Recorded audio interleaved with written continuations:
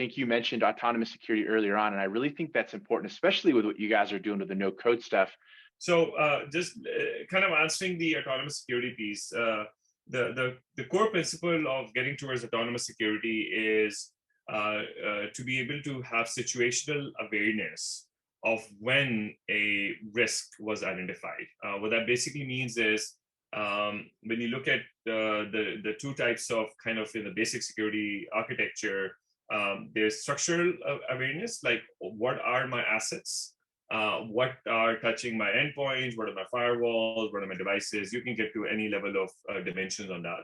But that's kind of like, what is my asset base look like? On the other side of the equation is situational awareness, where when the risk happened, let's say when there's sensitive data found or is exposed to a public channel or through a Google Drive with an external party, is that PHI data which is at risk of exfiltration? Some other party can download that file and start using it.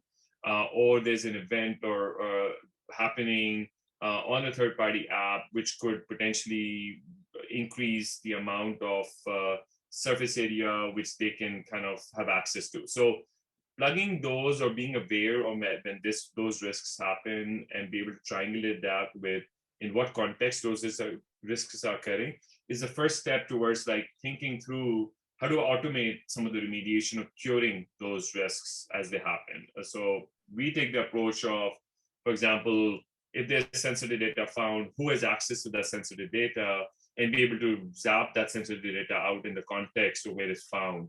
And obviously it's a fine line because you don't want to create operational overhead to be able to do that.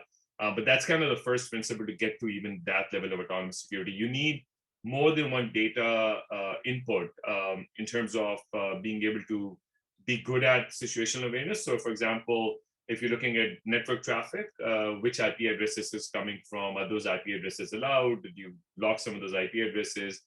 Is it coming at a certain time of the day? Is it coming from certain ports or something? So there's multiple ways of kind of slicing this thing up. But that's probably the core tenet of autonomous security, to be able to kind of be able to get to fully automated security kind of programs.